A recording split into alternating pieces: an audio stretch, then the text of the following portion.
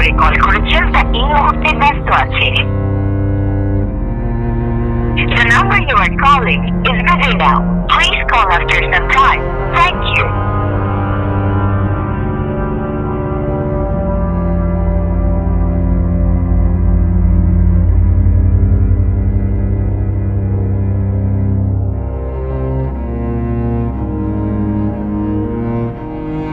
আপনি যে নম্বরে কল করেছেন তা এই মুহূর্তে ব্যস্ত আছে।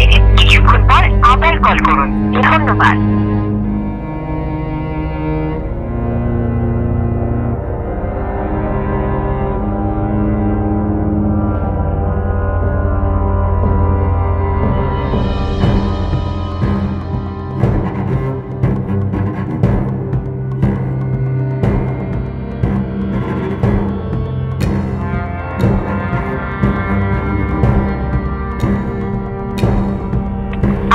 নম্বরে কল করেছেন তা এই মুহূর্তে ব্যস্ত আছে। কিছুক্ষণ পর আবার কল করুন। ধন্যবাদ। The number you are calling is busy now.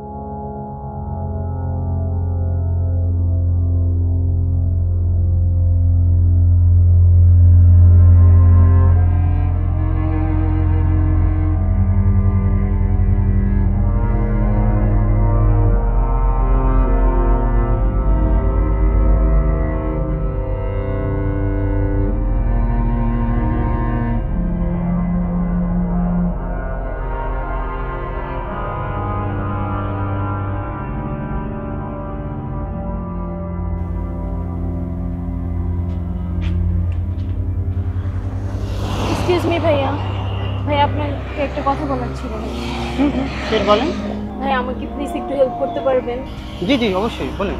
আজকে রাতের জন্য আমাকে একটু থাকতে দিতে পারবেন ভাইয়া? ভাই প্লিজ ভাইয়া, না করবেন না ভাইয়া। কোন জায়গা থেকে আসছেন? ভাই আমি রংপুর থেকে আসছি। কি হয়েছে আপনার? ভাইয়া আমি গ্রাম থেকে না বলে চলে আসছি ভাইয়া, এখানে আমার কেউ নেই। কার কাছে আসছেন আপনি? হ্যাঁ একজনে আসে, আমি এই ঢাকায় আসছি, তো এখন উনি আমার কল ধরছে। এখন সন্ধ্যাও হয়ে গেছে, গাড়িতে উঠে দেবো আপনাকে? হ্যাঁ এখন আমি যেতে পারবো না ভাইয়া। কিন্তু আমার বাসায় তো আসলে ব্যাচেলার বাসায় তো আমি কীভাবে কী করবো? ভাইয়া প্লিজ একটু দেখেন, আমার এখানে কেউ নেই ভাইয়া।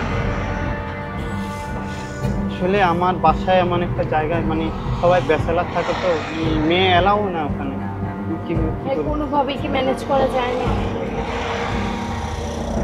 একটু দেখেন প্লিজ, আমি খুব অসহায় আছি, আমি খুব বিপদে পড়ে আপনার কাছে আসছি।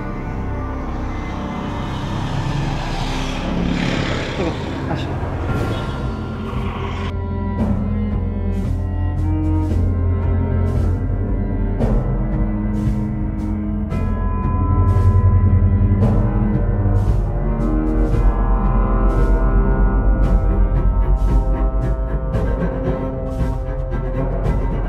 বাসা থেকে আমাকে প্রেশার দিচ্ছিল বিয়ের জন্য, সেজন্যই বাসা থেকে বের হয়ে আসি। এখন তো বিপদে পড়লেন তাই না? কার কাছে আসছিলেন? কোথায় যাওয়ার জন্য বলছিল? কিছু বলছিল? আমাকে বলছে বাস থেকে নেমে বাস স্ট্যান্ডে দাঁড়ায় থাকতে। আচ্ছা,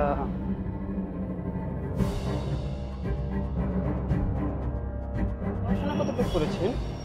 আমি এবার এইচএসসি দিলাম।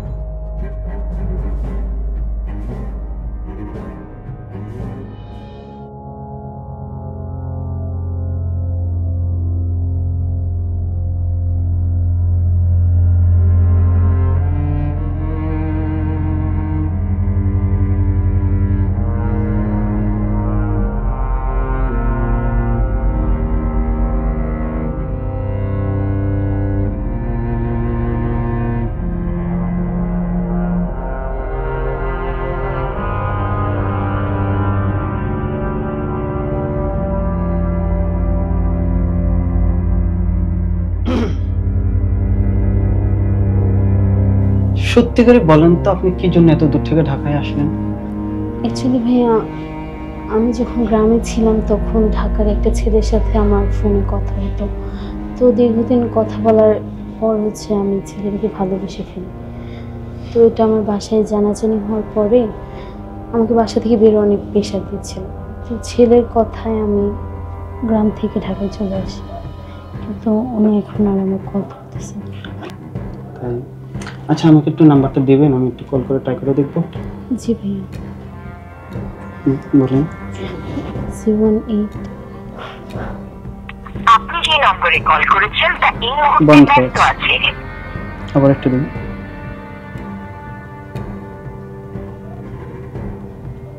পাচ্ছি না।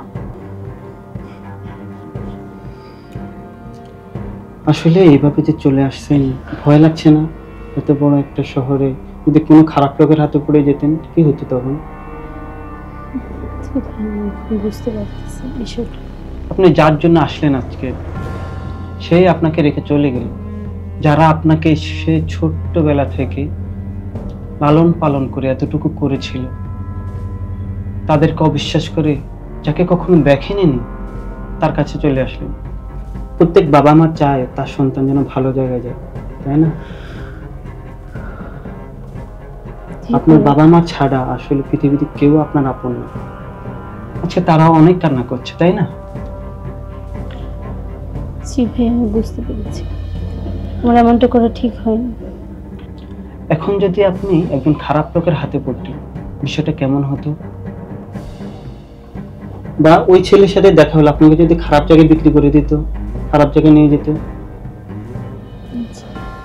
যাই হোক, যা হওয়ার তা তো হয়েই গেল। রাতে একটু চিন্তা করে দেখেন কি করবেন, সকালে দেখা যাবে। তাহলে আপনি ফ্রেশ হন, আমি যাচ্ছি। ভাই, আপনাকে অনেক ধন্যবাদ, আপনি আমার অনেক বড় উপকার করলেন। সমস্যা নেই, আপনি ভালো থাকবেন। আর কিছু দরকার হলে আমি পাশের রুমে আছি, বলবেন অবশ্যই। আচ্ছা।